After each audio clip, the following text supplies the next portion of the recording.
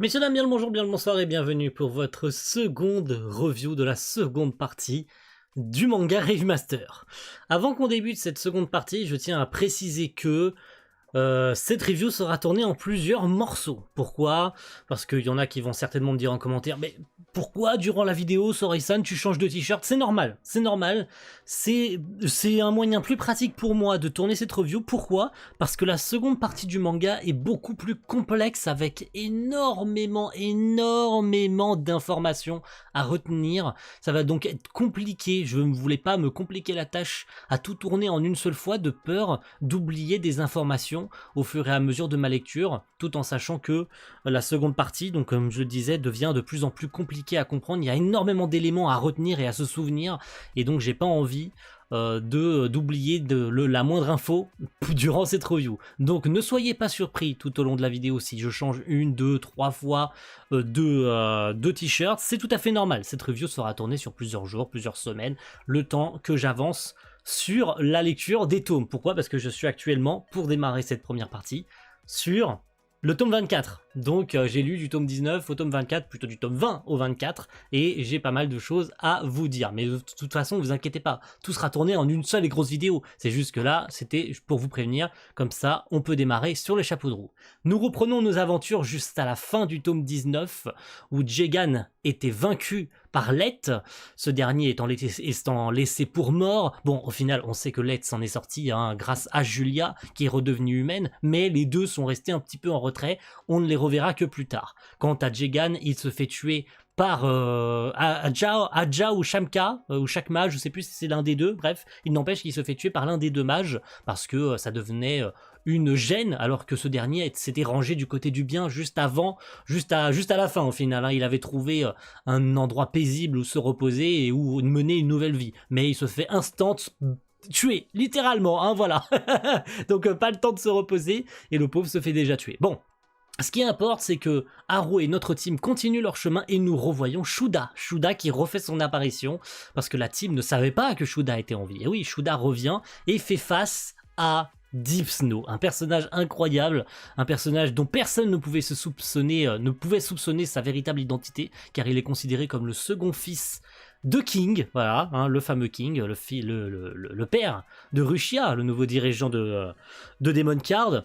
Un duel absolument fabuleux en découle de la victoire, bien entendu, de Shuda, même si on apprend que Deep Snow avait été modifié à la naissance. C'était un bébé génétiquement modifié à qui on avait implanté un Darkbring depuis qu'il était nourrisson, et King avait émis de l'affection pour cet enfant, avait aussi peur de ses pouvoirs parce que Deep Snow était quand même ultra puissant, d'où le fait qu'il avait été envoyé au conseil, ou plutôt dans la monarchie. Bref, il était devenu un espèce de conseiller du roi parce qu'il voulait être éloigné du combat. C'était une volonté de King de lui faire mener une vie normale sans être au front, sans voir la mort, sans voir le sang, sans qu'il ait à tuer qui que ce soit. Bon, ça en découle de la victoire de Shuda qui finit par le tuer, bien sûr. Ben, il le tue pas, mais il le laisse pour mort en tout cas. On se doute que ce dernier finit par mourir. Ce qui envoie notre team à la pseudo. Alors non, du coup, on pensait tous à l'époque qu'il s'agissait de ça, surtout en ce qui me concerne, lors de ma première lecture, à la mémoire des étoiles. Sauf qu'il s'avère que non, nos amis ne tombent pas à la mémoire des étoiles, mais à l'ancien emplacement de la mémoire des étoiles.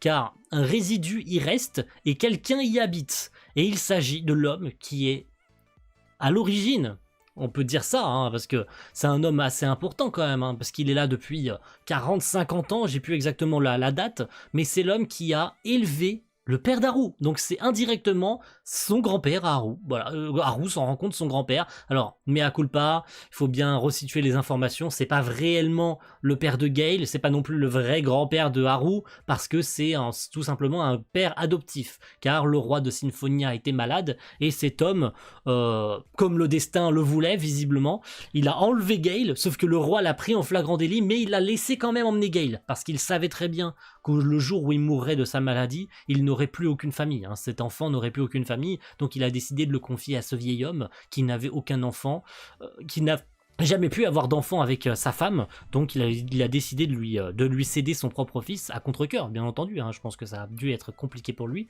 mais c'est cet homme qui s'est occupé de Gale, qui l'a vu grandir, qui l'a vu ramener sa petite famille, donc il l'a vu un tout petit bébé dans ses bras grandir et devenir un homme, devenir un mari, devenir un père, parce que oui, Haru ne s'en souvient pas, mais lui et toute sa famille est venu à cet endroit où il y avait la mémoire des étoiles, avec la memory dust, hein, on appelle ça comme ça. En touchant ces cristaux, ça leur permet de se rappeler certains souvenirs. Bon, Ellie hésite, bien entendu, à mettre la main sur ces cristaux de peur de retrouver ses souvenirs et de peur de ce qu'elle va voir en touchant ces cristaux, donc elle ne le fait pas. Mais c'est de courte durée, hein, ces petits moments de retrouvailles sont rapidement éclipsés par l'apparition de Rushia qui arrive pour récupérer le dernier Sinclair, hein, puisque on se rappelle qu'en vainquant Doryu lors du précédent arc, nos amis avaient récupéré le 5e et dernier Sinclair que Rushia cherchait. On savait qu'il était parti seul pour récupérer ce dernier Sinclair parce que le gars et son égocentrisme est tellement à fond, le mec il est à donf, hein. Il a été proclamé nouveau roi de Rare Globe, il est devenu le chef suprême de Demon Card, bref, le gars était complètement à fond. Il s'avère que le duel est quand même ultra corsé. Je pense que c'est l'un des meilleurs duels de tout le manga, hein, disons-le, même si le combat final est oufissime. Il n'empêche que le premier, parce que c'est l'un des premiers vrais duels entre Haru et Rushia, qui amène d'ailleurs à la pseudo-victoire de Haru dans un premier temps, avec l'utilisation de la 9e épée des Thames Commandment Sacrifar, qui lui fait perdre tous ses sentiments et qui le rend complètement cinglé, hein, à tel point qu'il ne distingue plus ses alliés de ses ennemis, mais il pète la gueule à Rushia. Complètement, il humilie son adversaire. Comment le dire, même s'il manque de tuer Plou, il manque de tuer Ellie sur le passage, mais voilà, il pète la gueule à Rushia, c'est ce qui importe. Bon, un enchaînement d'événements en emmenant un autre, Shuda se fait blesser mortellement, tout se passe plutôt bien, même s'il y a l'apparition du fameux, du grand, du magnifique Endless. Bon, on peut pas vraiment dire le magnifique puisque c'est plutôt un présage de mort, hein. L'Endless étant un espèce de gros monstre immatériel qui est né de la mémoire des étoiles dans l'optique de détruire toute forme de vie existante sur cette planète, d'effacer l'existence de toute l'espèce humaine, de détruire la planète Terre, hein, disons-le comme ça, hein. L'apparition de l'Endless était l'une des plus grandes peurs de l'humanité, et visiblement, ils sont pas tombés bons, hein, puisque l'Endless est revenu à la vie. Heureusement pour eux, il est neutralisé et ils arrivent à s'échapper, bon, temporairement, mais ils arrivent à s'échapper. Rushia se fait emmener, il a les boules puisqu'il s'est fait péter la gueule par Haru. Haru qui restera blessé de son combat et de l'utilisation de Sacrifar, mais ça n'empêche que notre team s'en sort plutôt bien, donc ils sont obligés de fuir la pseudo-mémoire des étoiles qui a d'ailleurs en partie été détruite par Rushia, donc le peu de souvenirs qui restaient de ce pauvre homme de Gale, ce pauvre homme n'avait que pour seul souvenir cette memory dust, hein, qui avait emmagasiné des souvenirs de toute la vie qu'il a passé avec Gale au sein de cette memory dust et de ces cristaux qu'il a protégés pendant 30 ou 40 ans. Et forcément c'est un contre-cœur qui sont obligés de s'en aller. Pendant que notre team se repose tranquillement après ces événements, de l'autre côté du globe, Sigart, notre cher mage, retourne dans sa ville natale de Mildian. Ça parlera à énormément de monde évidemment, Mildian, où il retrouve tous ses habitants, et son but premier était de prévenir le chef, Miltz, de ce qui se passait en dehors de cette ville. Demon Card avait récupéré les Sinclair, que c'était un petit peu le bordel et qu'il fallait se bouger un peu les fesses, hein. On apprend très rapidement que Hadja s'est incrusté et a un petit peu lavé le cerveau. En fait, c'est pas vraiment ça, il a lavé le cerveau, mais pas vraiment, des membres de Mildian qui se retournent tous contre Sig, qui pensent que se ranger plus du côté de Hadja est une meilleure idée, puisqu'en réalité Sig croit que tout le monde a changé, tout le monde est devenu fou, mais en fait non, on lui fait très rapidement comprendre avec un petit garçon, j'ai oublié son nom mais ça me reviendra au cours de la vidéo, un des petits gars, un des petits habitants qui de lui-même avait été banni de la ville,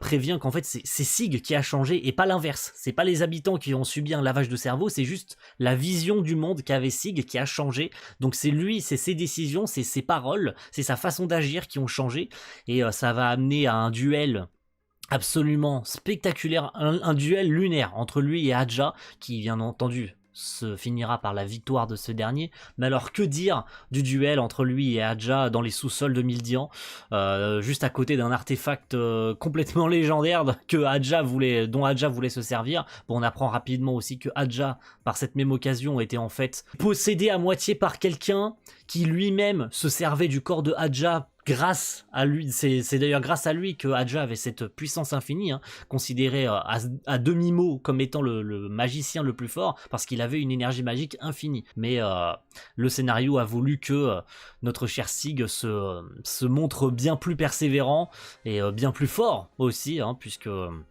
ça mènera à sa victoire. Bon, sa victoire à courte portée, hein, puisque ça a bien failli, il a bien failli mourir dans l'explosion, mais il s'en sort quand même, et il sera d'ailleurs nommé à cette même occasion comme étant le magicien le plus fort. Il a surpassé tous les magiciens qui existent en ce monde, sauf peut-être un seul qui reste au sein de Demon Card, c'est Chakma. Notre team, du coup, pendant ce temps-là, se rend à Mildesta, qui est une ville superbe. Ce parti d'arc, je l'adore.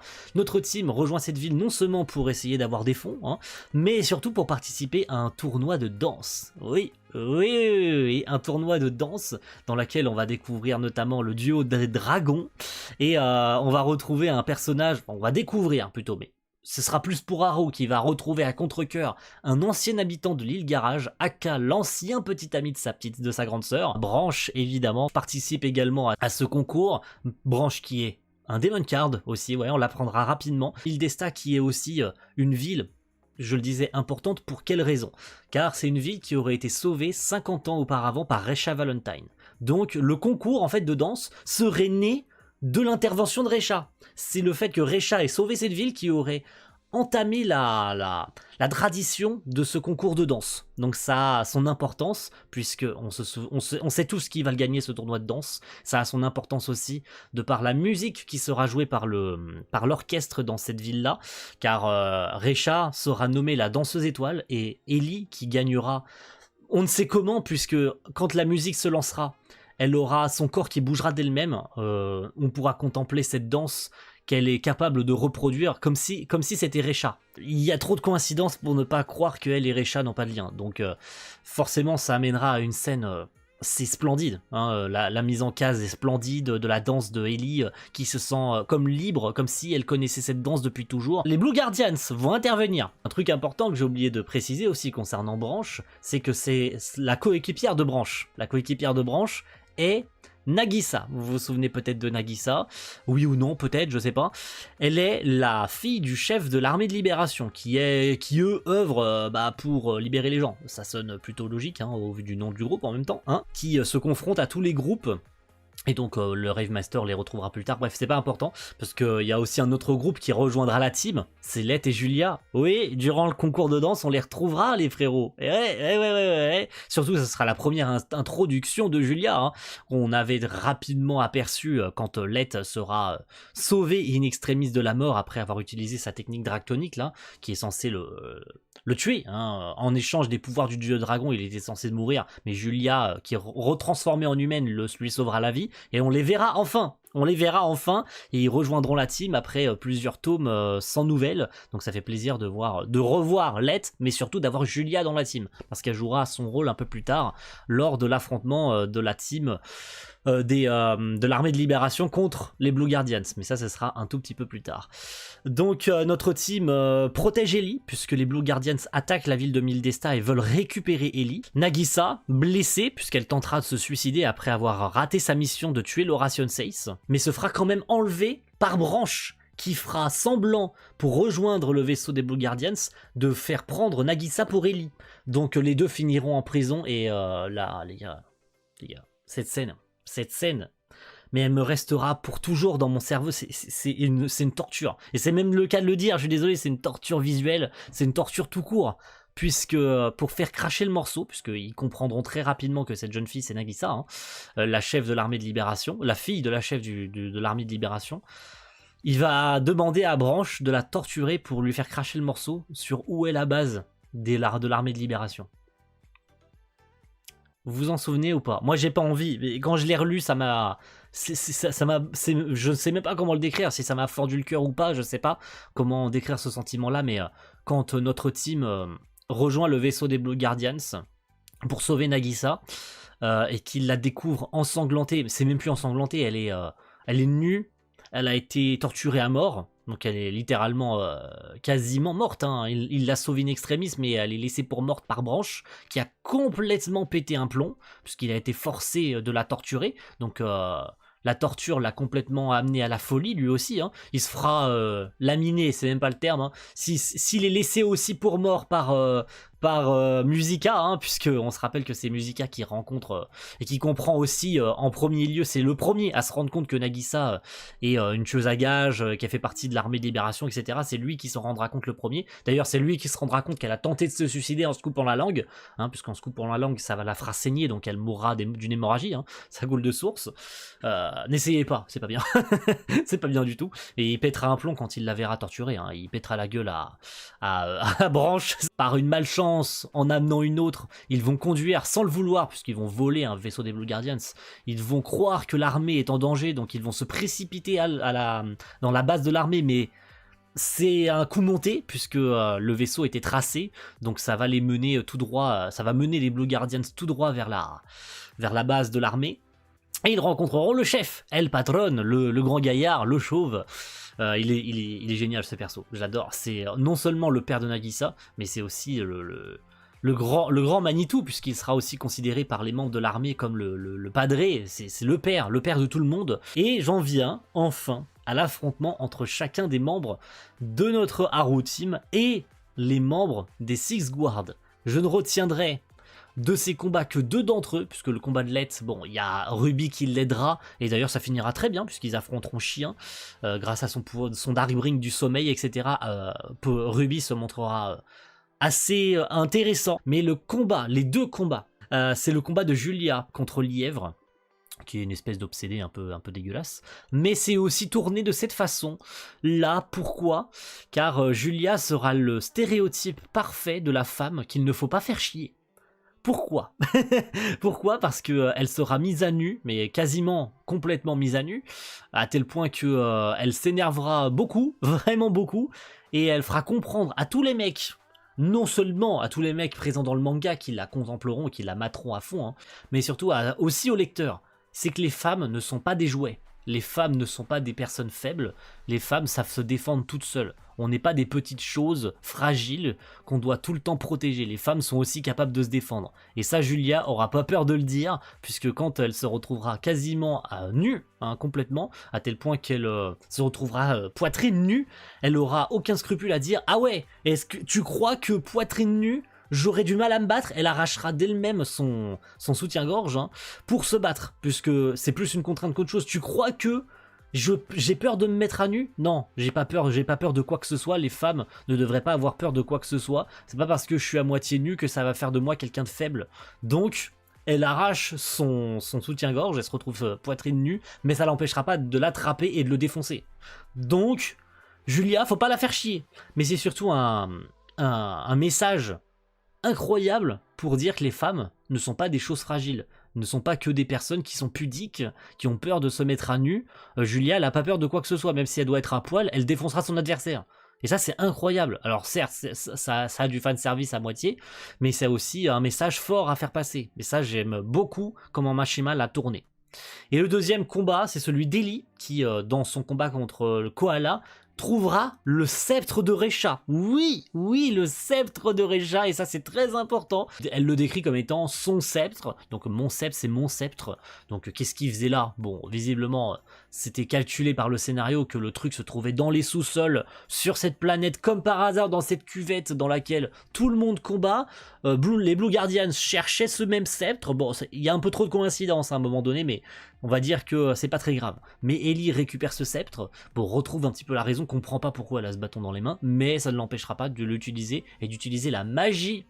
Oui, d'utiliser la magie. Et d'ailleurs, ça contraste parfaitement entre la victoire de Julia, qui dit que les fans ne sont pas que des petites choses fragiles tout le temps à protéger, et Ellie qui passe son temps à se faire protéger, et qui en a un petit peu ras-le-bol depuis Symphonia, de se faire protéger par Haru et de jamais avoir été utile à la team. d'avoir toujours été la petite protégée qui ne sait jamais se défendre. Là, elle utilisera son sceptre, elle utilisera la magie avec sa propre forme, puisqu'elle adaptera sa magie pour transformer ses effets, ses pouvoirs comme si c'était des balles. Donc c'est très sympa de comment ça a été mis en scène. J'aime beaucoup en tout cas sa victoire, et ça met enfin Ellie sur le devant de la scène. En fait, non. Puisque le koala s'en sort miraculeusement, on sait pas comment, et il vole le sceptre. Ellie le dit d'ailleurs au papa, au chef de l'armée de libération, et ce dernier l'endort. On pense qu'il l'a tué, mais en fait non, il l'endort, car il sait que Ellie peut utiliser l'Étherion, et sait que ce sceptre est très important parce qu'il le protégeait depuis longtemps. Si la base de l'armée de libération était là, c'est parce que en réalité il avait planté le sceptre, il était là depuis déjà 50 ans, c'était bel et bien le sceptre de Recha, il nous le confirme bien, et qu'en fait il veillait dessus, hein, et maintenant que les Blue Guardians l'ont volé, c'est la merde, hein, mais comme pour utiliser le sceptre il faut l'Étherion, bah s'ils ont volé le sceptre mais ils ont pas Ellie, bah ils peuvent pas s'en servir. Donc c'est un mal pour un bien. De l'autre côté, Haru affronte un robot qui s'avère être Branch, transformé en machine par ce même koala. Il se sert de lui comme d'une marionnette, et d'ailleurs Branch mourra, d'ailleurs, oui. Il a toujours été considéré comme quelqu'un de mauvais et quelqu'un de méprisable. Il s'excusera de tout ce qu'il a fait, mais surtout parce qu'il avait une bombe implantée en lui. Haru défoncera Koala en espérant pouvoir le sauver, hein, de son malheur, mais il n'empêche que Branch lui sauvera la vie en indiquant à tout le monde qu'une bombe est cachée sous le repère, en tout cas quelque part dans le repère, et qu'elle risque de tout faire sauter. Et en fait cette bombe c'était Branch. L'armée de libération décide quand même de partir à la recherche du sceptre, hein, parce que c'est bien gentil, mais ils ont volé le sceptre, mais ce sceptre est important, et surtout qu'Ellie, la seule, est capable de l'utiliser, donc on va partir à la poursuite des Blue Guardians pour récupérer ce sceptre. Bon, le vaisseau ne tient pas le bout, donc ils finissent par s'arrêter dans une ville, et nous faisons enfin la connaissance, un petit peu avant, hein, puisque nous rencontrons Hardner, le chef des Blue Guardians. On apprend pas mal de choses concernant notamment le Libéral Familia, le vaisseau de l'armée de libération, qui est apparemment quelque chose lié au passé de Hardner, qu'on apprendra juste après, parce que Uma, le chef de l'armée de libération, le père de Nagisa, était un ancien membre des Blue Guardians, donc surprise générale, hein. Et nous faisons la rencontre, j'en reviens sur ça enfin, de Belkina. Ah, il a plu ce personnage, et moi il me plaît beaucoup ce personnage, Belkina. Pourquoi est-ce qu'ils n'ont pas enlevé Ellie? Pourquoi le sceptre leur a suffi? Car c'était une interrogation que se posait Uma. D'ailleurs, c'est bizarre d'avoir juste emporté le sceptre. Belkina est aussi capable d'utiliser l'Étherion. Oui, il existe quelqu'un autre qu'Ellie capable d'utiliser l'Étherion. Hardner semble peut-être lui avoir promis quelque chose, notamment parce qu'on apprend que le sceptre est capable de faire apparaître l'Endless, et que Hardner cherche à s'en servir pour détruire les enfers. Haru et la team infiltrent le vaisseau d'Hardner, et Haru retrouve Belkina, véritable surprise, hein, puisque elle ne savait pas que c'était le Rave Master, elle ne se doutait pas que c'était ce jeune garçon qu'elle avait rencontré par hasard dans la ville, et surtout parce que nous apprenons les véritables intentions d'Hardner, puisque Belkina s'est fait avoir, elle pensait rendre la paix au monde en s'alliant aux Blue Guardians, même si elle savait que ces derniers étaient des pirates de l'air et qu'ils faisaient pas forcément que des bonnes choses, mais surtout elle apprend que son pouvoir n'existe pas. Elle ne peut pas se servir de l'Étherion. Non, Belkina n'a jamais pu se servir de l'Étherion. Tout ça n'était que superficiel. Et Hardner, s'il cherche à détruire les enfers, il fait tourner le plan un peu de différentes façons. Faire apparaître l'Endless pour activer l'Overdrive, détruire les enfers, mais en fait, il veut utiliser les ruines ancestrales contenues dans les enfers pour fusionner avec l'Endless, mais en fait il veut aussi faire apparaître l'Endless pour détruire l'humanité, pour détruire le monde, parce que le mec est avide de tout ce qui existe sur Terre. Pourquoi? Parce que le pouvoir d'Ardner, et c'est ce qui rend le personnage absolument incroyable, de mes souvenirs, Ardner est un personnage, est un des meilleurs méchants qui ait jamais été écrit, en tout cas c'est l'un des meilleurs arcs, l'une des meilleures sagas, la saga des enfers, parce qu'Ardner a le Darkbring de régénération. Le gars est quasiment invincible, il est quasiment immortel, il peut se régénérer, il peut tout régénérer, il peut même faire remonter dans le temps, donc régénération, il peut faire se reconstruire un bâtiment qui est tombé en ruine. Donc il reconstruit les ruines et il veut se servir de ces mêmes ruines pour faire apparaître l'Endless, donc ça change pas, mais surtout fusionner avec et devenir un dieu. Rien que ça. Et de l'autre côté, le pauvre Uma, il s'est fait tirer dans la tête. Est-ce qu'il est mort? Non, il n'est évidemment pas mort. Et Haru lui fait face. Est-ce qu'Haru va pouvoir le battre? Oui, évidemment. Message de la France, non. Après que Haru et Belkina aient été laissés pour morts par Ardner, Let et Julia vont prendre le relais. Musica va aussi gagner son duel, d'ailleurs, pour protéger Ellie et l'empêcher de se faire capturer par Ardner. Mais, oui, ils vont gagner leur duel, certes. Julia va gagner son duel de manière plutôt difficile, mais elle va quand même le remporter. Et quant à Let, il va faire face à Ardner, et il va gagner.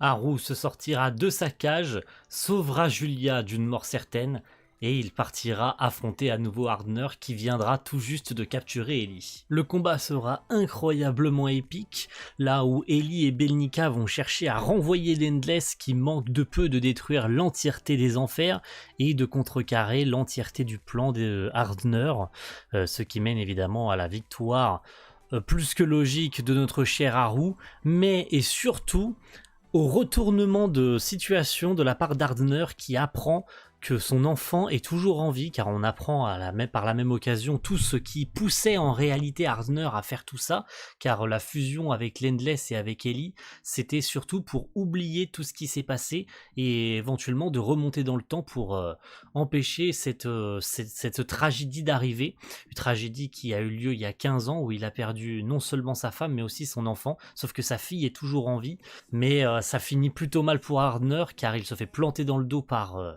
Rushia qui arrive au pire des moments et qui récupère son 4e Sinclair, et qui laisse d'ailleurs Haru présumé mort, même s'il s'en sort heureusement grâce aux habitants des enfers qui lui portent assistance. Donc cet arc finit à la fois bien et à la fois d'une façon un peu tristoune, et après que tout le monde se soit bien reposé, soigné, et que tout le monde soit sur le départ, parce que c'est bien beau de rester dans les enfers, mais il faut bien repartir à la quête du dernier rave, qui est le sujet de la saga et de l'arc suivant, de retrouver le 5e rave, d'empêcher évidemment Rushia de trouver le dernier Sinclair, la course contre la montre elle est là, il faut y aller, et vite. Et on ne sait pas vraiment si Ardner est vivant, Ardner qui ne reverra jamais sa fille, parce qu'en réalité sa fille, c'est Nagisa. Notre team repart à l'aventure et surtout prend Belkina avec nous, car oui, je viens de me rendre compte surtout que je m'étais toujours trompé, et ce depuis ma première lecture du manga, je l'ai toujours appelé Belkina, mais en fait ça n'a jamais été Belkina, c'est Belkina, ouais je sais pas lire, excusez-moi. Ils prennent donc Belkina avec eux dans la team et ils partent à la recherche du dernier rave, qui est en possession d'Alpine. Et oui, pourquoi? Parce que sans qu'on le sache, depuis pas mal de temps déjà, Shiba est parti à la recherche de ce dernier rave et a donc retrouvé son ami Alpine qu'il pensait mort, et il a appris en fait que depuis tout ce temps, Alpine était celui qui avait transformé les derniers membres du ciel azuré, ceux qui gardaient les raves depuis si longtemps, en animaux. C'est grâce à Alpine qui en fait a survécu à la guerre et qui leur a permis de rester en vie, de conserver les différents raves en attendant, dans l'attente de retrouver le 2e Rave Master. Nos amis vont donc se diriger vers ce dernier rave, le rave de la vérité, et il va s'en suivre une cérémonie absolument incroyable, une grotte non sans danger bien sûr, mais dans laquelle nos amis vont trouver la tombe des guerriers du ciel azuré, où ils vont s'y repentir, prier pour leur âme, évidemment, pour tout ce qu'ils ont vécu. On voit à travers des cases toute la guerre et chacun des membres du ciel azuré qui meurent les uns derrière les autres, mais surtout l'épreuve ultime d'Haru pour remporter, pour récupérer ce dernier rêve de la vérité. Et je dois dire que ça restera pour moi l'un des moments les plus tristes du manga, c'est parce qu'il va devoir affronter Shiba. Pourquoi est-ce qu'il doit affronter Shiba? Parce que en réalité, il n'a jamais vraiment été le second Rave Master. Le Rave ne l'a jamais complètement accepté. Pourquoi? Parce qu'il il ne doit exister qu'un seul Rave Master par génération. Un combat, que dire? Que dire de ce combat si ce n'est qu'il est légendaire? Shiba utilise une potion qui le rajeunit pendant 15 minutes et Haru doit trouver la véritable raison pour laquelle il se bat et ce pourquoi le Rave de la vérité ne l'accepte pas complètement et il finit évidemment par trouver cette raison, hein, c'est de protéger Ellie, protéger le monde, trouver une raison valable plus forte que celle plus forte que celle de Shiba qui lui a observé ce monde depuis plus de 50 ans, c'est une raison bien plus valable pour lui d'être le Rave Master qu'Haru, qui ne voyage que depuis 2 ans, mais Haru finit par le surpasser. Shiba meurt. Voilà, c'est un passage, quoi dire, ça fend le cœur, sincèrement ça fend le cœur de voir Shiba mourir.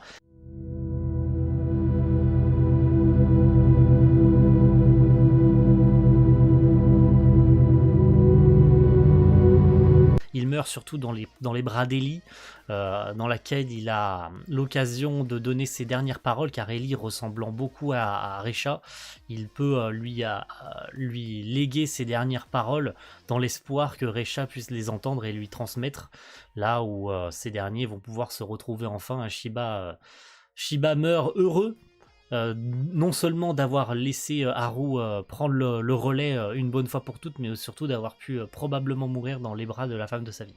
Donc c'est un moment absolument terrible et absolument oufissime que je retiendrai pendant très probablement très longtemps. Donc Haru qui fait évidemment une sépulture, descente pour notre cher Shiba, et de l'autre côté, là où Haru vient de récupérer son 5e rave, ça va être compliqué, hein, puisque notre cher Rushia arrive à Mildian pour récupérer le 5e et dernier Sinclair qui lui manque, puisque ces derniers étaient en possession de Sig, hein, puisqu'il a été récupéré suite à son combat contre Adja, donc ça risque d'être un duel d'anthologie entre le meilleur magicien du monde et le Dark Bring Master. Qu'est-ce qui va bien pouvoir se passer, vous allez me dire. Bah c'est pas compliqué, il n'y a même pas de combat. Le pauvre Sig se fait enlever directement le Sinclair de son propre corps, car c'était là qu'il avait visiblement décidé de le protéger, et Rushia récupère le dernier Sinclair qui lui manquait. Il finit par invoquer l'Endless. D'ailleurs, on apprend à cette même occasion avec la Haru Team quelle est la véritable raison pourquoi l'Endless existe dans ce monde, car en réalité quelqu'un aurait utilisé le pouvoir du temps dans un passé très lointain et aurait modifié le cours de l'histoire, ce qui aurait créé un monde parallèle dans lequel l'humanité aurait survécu. Donc en réalité, le monde de Rave Master n'est qu'un monde parallèle où l'humanité a réussi à subsister. L'Endless n'est donc là que pour rétablir le cours du temps. Et malheureusement, Rushia maintenant maîtrise l'Endless qui, dans sa phase finale, n'est autre qu'un Darkbring. Donc en fait, les Darkbring ne sont ni plus ni moins que des morceaux d'Endless. Voilà, c'est génial, n'est-ce pas? Et ouais, tant qu'à faire. Et la team de Mildian, donc les magiciens de Mildian viennent chercher notre team après le petit recueillement et essayent de fuir. Déjà, premièrement, ils fuient Rushia, mais surtout parce qu'ils sont poursuivis par Chakma, j'arrive pas à prononcer son nom, Chakma, qui leur court après. Pourquoi? Parce que le dernier objectif, maintenant que les Raves sont réunis, ça va être de les reformer en un seul et même Rave, hein, parce qu'ils ont tous été séparés. Donc il faut retourner à Symphonia et à la tombe de Recha, car c'est le moment pour Ellie de retrouver ses souvenirs. Ils y vont, bon, ils essayent de semer Chakma comme ils peuvent, hein, même si c'est la galère. Hein. Le mec, c'est pas le magicien le plus fort et le plus puissant du monde pour rien. Ils font un espèce de saut spatio-temporel pour essayer d'arriver à Symphonia le plus rapidement possible. Chakma les y suit sans aucun problème, ce qui n'empêche pas Haru, Ellie, accompagné de notre cher Sig, car il a tenu sa promesse, hein, après les avoir quittés la dernière fois à Symphonia.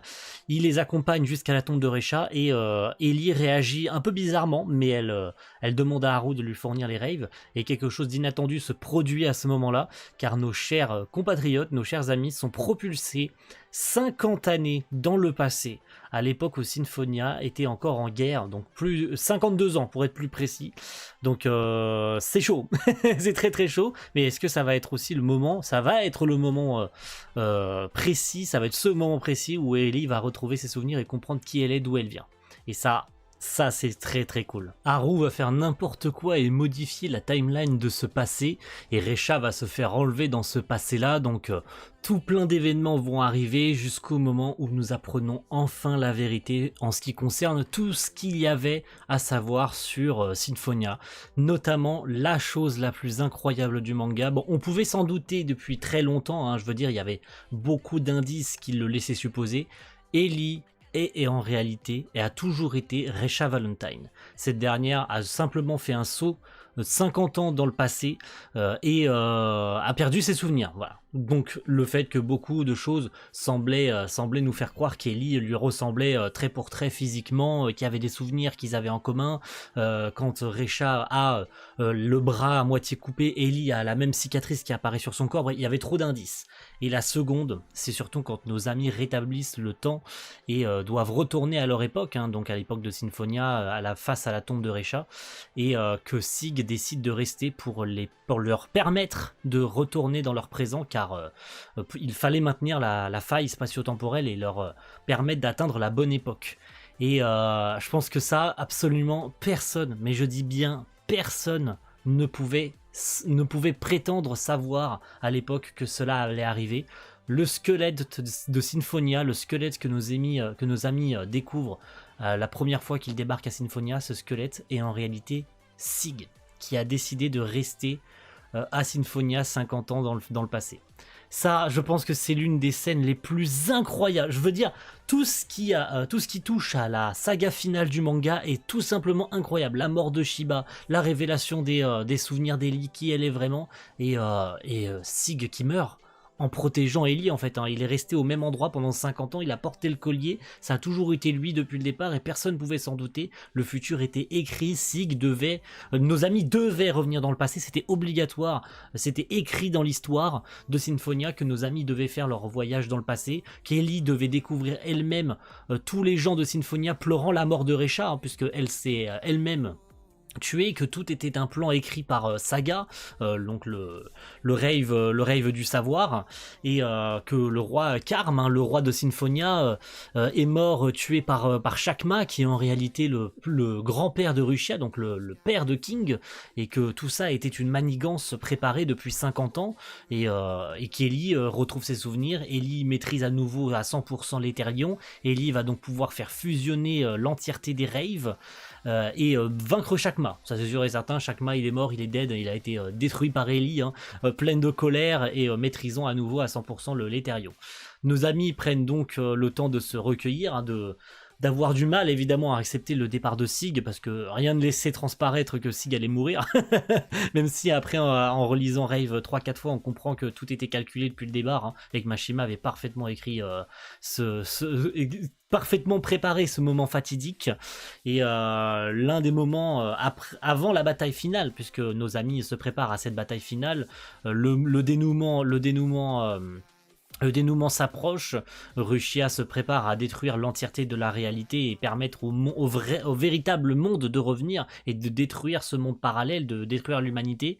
Et nos amis vont devoir se préparer à ça. Et le plus important, ça va être surtout de reforger une nouvelle épée pour Haru, car en réalité Haru ne peut pas se servir de la 10e forme des Tenth Commandments, hein, d'où le Tenth Commandment, t'as compris, hein, les 10 formes. En fait il peut pas s'en servir, puisque l'épée qu'il a toujours eu dans le dos a toujours été pensée pour Shiba et pas pour Haru, donc il ne la maîtrise pas à 100%. Et qui est-ce qui va devoir lui faire cette nouvelle épée? Déjà, qui est-ce qui a fait l'épée à Shiba? Bah c'est le grand-père de Musica, hein, et donc qui va devoir lui forger cette nouvelle épée?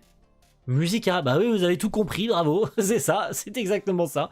Tout a été calculé à 100% pour que le nouveau Rave Master possède l'épée ultime, l'épée sacrée, et Musica lui forgera donc la 10e forme, un Roilate sacré, donc l'épée sacrée, hein, l'épée ultime, la 10e forme, qui chasse le mal et qui chasse la Memory Dust, qui est en train de détruire le monde.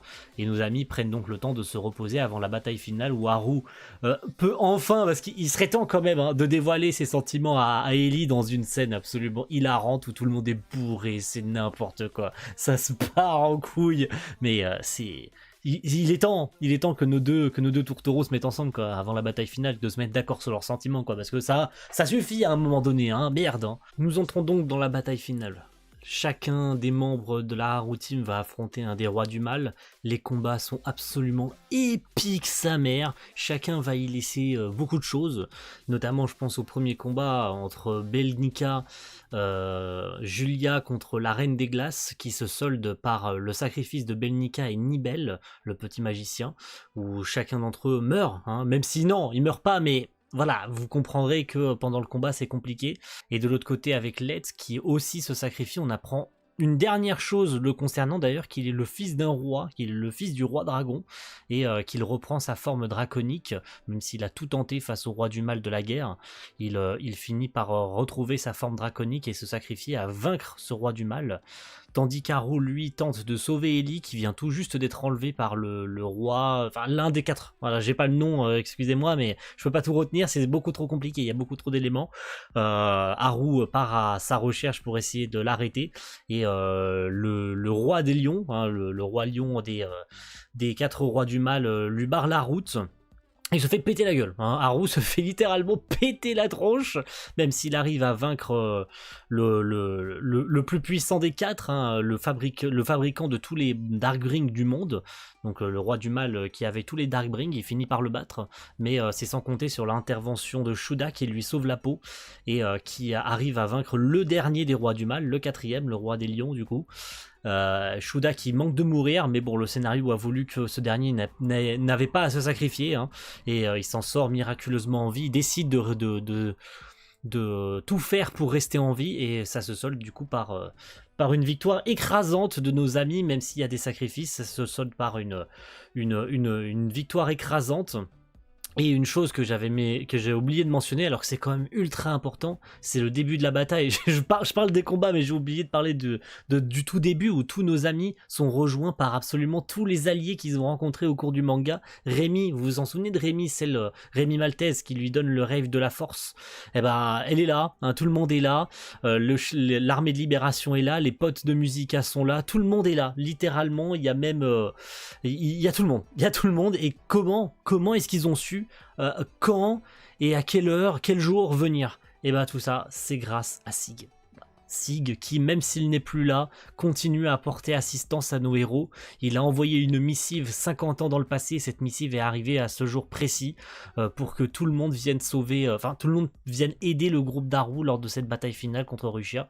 Et nous y sommes. Nous y sommes enfin. Et oui, Haru, blessé complètement HS, se fait aider par Musica, se fait soigner in extremis par la dernière potion disponible, comme quoi on est dans un RPG, hein, même si c'est un espèce de battle royale où ce sera le dernier survivant qui gagne, mais le combat est rude, le combat est difficile, mais Haru vient sauver Ellie in extremis, et ça y est, on y est. Là, le combat final entre le descendant de Rare Globe et de Symphonia s'enclenche. Ces derniers sont envoyés au sein même de l'Endless, à l'intérieur de la mémoire des étoiles, et nous apprenons la raison de l'existence de ce monde fictif et ce pourquoi Rushia cherche éperdument à le détruire, car c'est tout simplement une Rare Globe qui a créé ce monde parallèle, et Rushia est resté perpétuellement bloqué par son destin et n'a jamais cherché à réfléchir par lui-même, ce qui se solde très logiquement par une victoire d'Haru, mais quelque chose de terrible se produit, puisque même si Rushia est vaincu, Haru reste bloqué à l'intérieur de la mémoire des étoiles et à l'intérieur de l'Endless, ce qui forcera Ellie à contre-cœur dans une scène absolument mythique. Je la considère comme une scène absolument mythique, où Haru et Ellie doivent faire leurs adieux, et Ellie doit utiliser l'Etherion pour détruire une bonne fois pour toutes l'Endless, et mettre fin à l'apocalypse pour empêcher que l'Overdrive ne s'active une dernière fois. Une scène, je pense que c'est la scène avec tout ce qui existe, malgré tout ce qui existe dans le manga, je pense que c'est la scène la plus horriblement touchante du manga. Ouais, horrible dans le sens où Ellie tue Haru. Littéralement, elle le tue, elle le sacrifie pour sauver le monde. Donc c'est une scène horriblement belle, en fait, hein, dans sa finalité. Et le monde est bien sûr sauvé. 1 an ont passé, Ellie a perdu tous ses souvenirs en utilisant son Ethereum, en détruisant la mémoire des étoiles. Donc la prophétie s'est réalisée, hein, elle a perdu absolument tous ses amis et elle a perdu l'amour de sa vie aussi au passage. 1 an ont passé, Ellie et tout le monde a retrouvé une vie normale, la paix est revenue et tout le monde doit se réunir après 1 an, puisque ça fait 1 an pile poil après la fin de la guerre. Et la surprise générale, c'est que de retour sur la tombe de la mémoire des étoiles au final, hein, et le dernier lieu où Haru a été vu en vie, ce dernier revient, voilà, ce dernier revient, tout le monde est littéralement en vie, parce que oui, Let est en vie, Nibel est en vie, Belnica est en vie. Bon, va chercher à comprendre. Je pense que Mashima a essayé de le tourner en mode en fait, c'est peut-être l'utilisation de l'Éthérion et de la mémoire des étoiles qui leur a sauvé la vie. Donc, il y a pas d'explication logique. Ils sont tous en vie et cherche pas à comprendre. Let est en vie, bref, tout le monde. Tout le monde est tout le monde il est heureux, tout le monde il est content. Cherche pas à comprendre, c'est comme ça, c'est le scénario. Bref, cherche pas à comprendre, mon gars. Et Haru sort de la mémoire des étoiles. Donc, on comprend en fait que ce dernier a été protégé par la mémoire des étoiles. Quelque chose peut-être, une entité immatérielle qui l'a protégé et qui a protégé le monde, qui a donc permis à nos amis de survivre. Donc Ellie retrouve ses souvenirs, c'est la fin heureuse, que tout le monde que tout le monde peut espérer avoir vu dans ce manga, et tout est bien qui finit bien au final, hein, d'une fin de guerre malheureuse par la mort du héros et de celui qui a sauvé le monde au final, se termine par les retrouvailles absolument touchants et absolument magnifiques de nos héros qui pensaient à Haru mort, et tout finit bien. Notre cher Haru retourne sur son île, et puis ça se clôture par le mariage de Haru et Ellie, nos deux héros, accompagnés de toutes les personnes qui l'ont accompagné au cours de son voyage. Merci à tous, je suis très heureux d'avoir fait cette vidéo, je sais pas pourquoi, je suis tout sourire de clôturer ce chapitre.